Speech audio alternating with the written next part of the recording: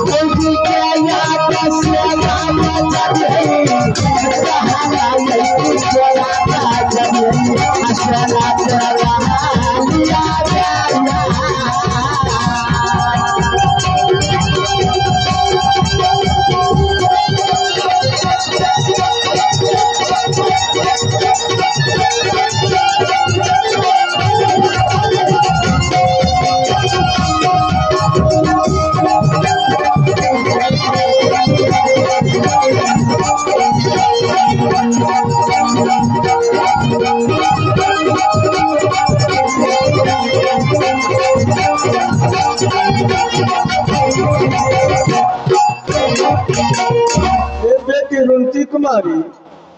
तू नहीं कान बेटी, हम बेटा सुंदर कुमार के कखनो नहीं माने छी, मगर हमर बेटी रुंती कुमारी जखनी जेती कहे तखनी जेती खेते जेती पेरते जेती ओढ़ते 24 घंटा बेटी के हम देखला तो हमरा से जेर दीदी के बेटी कोनो चीज के कलम के हमरा लगा दे हम तरंग नाश हो कखनो अपेक्षा नहीं करे छियै बेटी, तू कथी लेबे कथी खेबे हम सोचास में रहे छी बेटी। माताजी कहीं अपन माता बाप के माता धर्म के हेना हे माता अयते भारी मेला लागल छलैया, हई मेला में रंग बिरंग के आदमी एले, रंग बिरंग के दाई माई सब एले ना, कोई अपना बच्चा के हौरी पकड़ा कला का दाई छले तो कोई गोदी में उठे ले जा रहे माता। बेटी दुनिया संसार में केकर देख लिए मैं बाप जीवन पे रहे छे, आय नहीं काल काल नहीं परसू परसू नहीं चारम दिन सबके माँ बाप को रख में चाहिए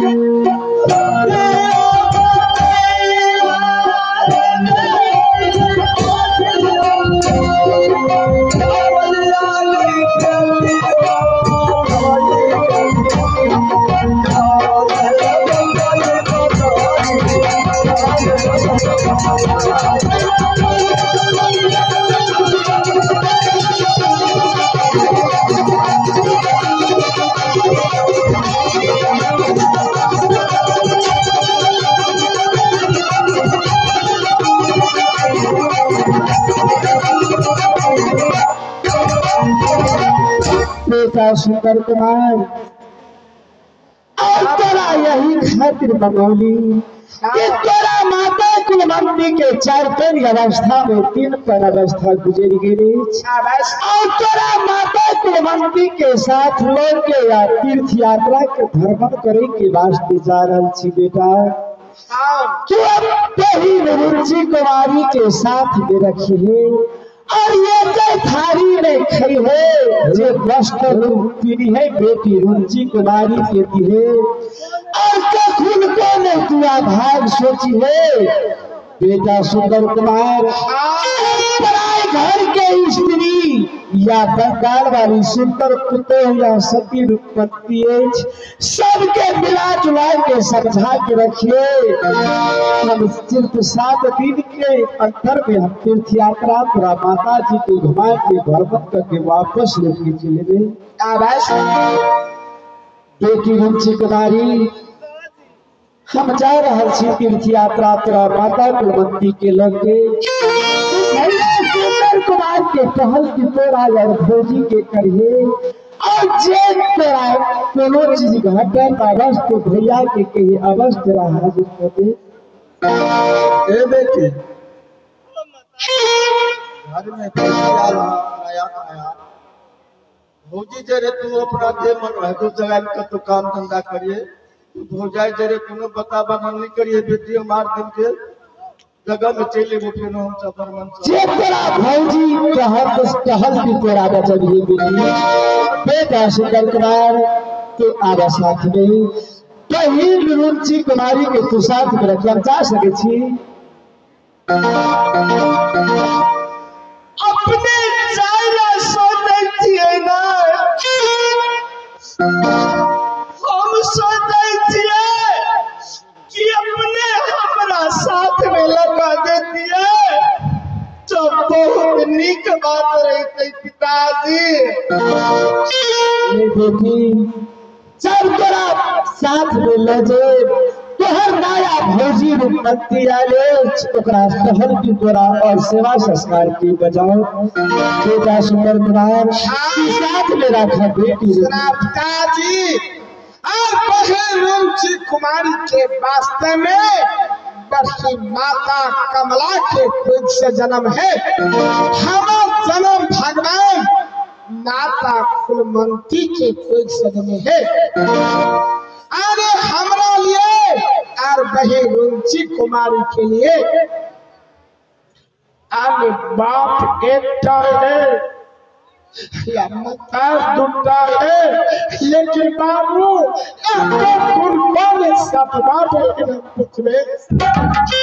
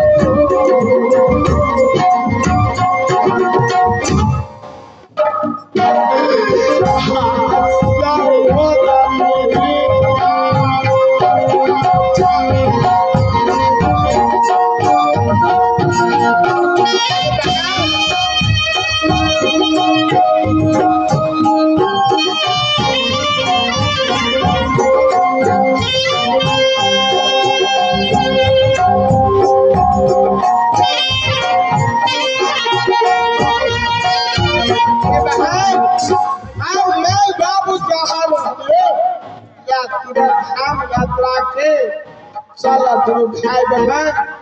माय बाबू से आशीर्वाद लेबे अब अपने सोना तुले दुनू भाई बहन रखबे सावना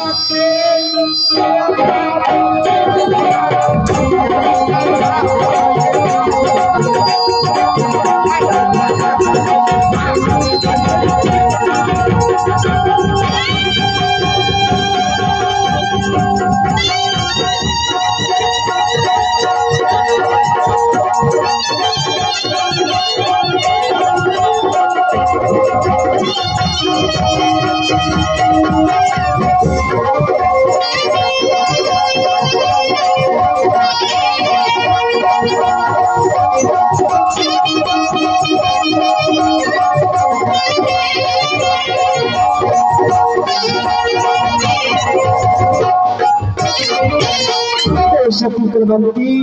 अब बेटा सुंदर कुमार और बेटी रुचि कुमारी ऑर्डर बदला चलो तीर्थ यात्रा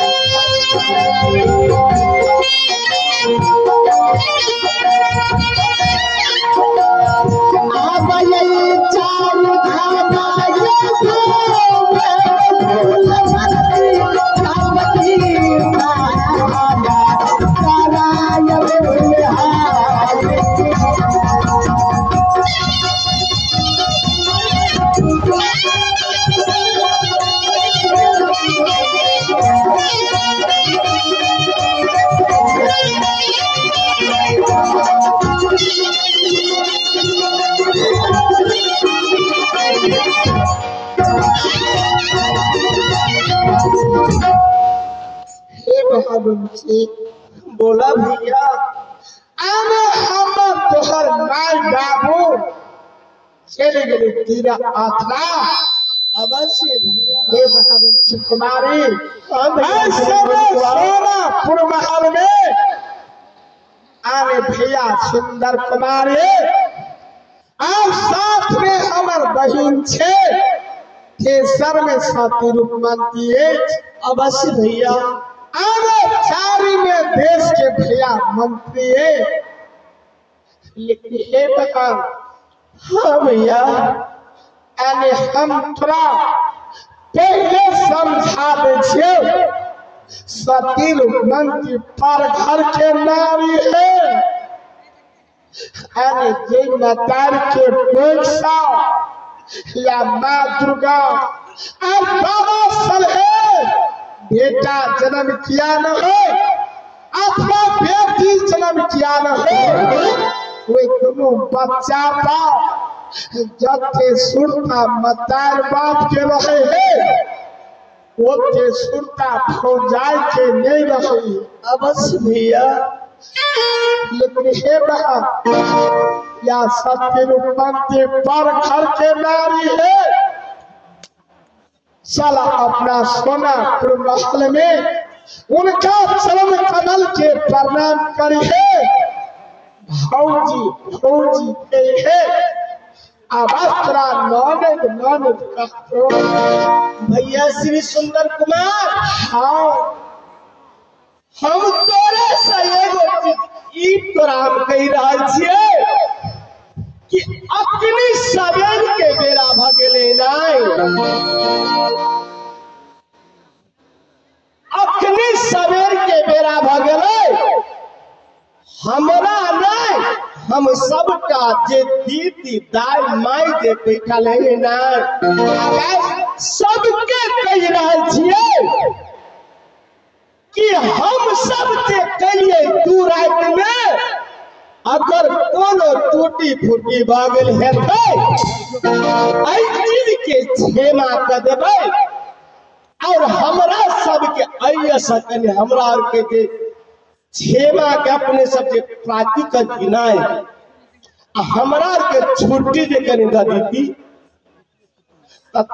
हमरा बहुत बढ़िया होती केला हम बाहर जाए वाला छी बुझलियै। अब ये शलीला के अभी जब विश्राम किए जेते जी वास्तव में दूर दराज के लिए पहुंचा पड़ते सरकार। हम तो सोना मुजोरी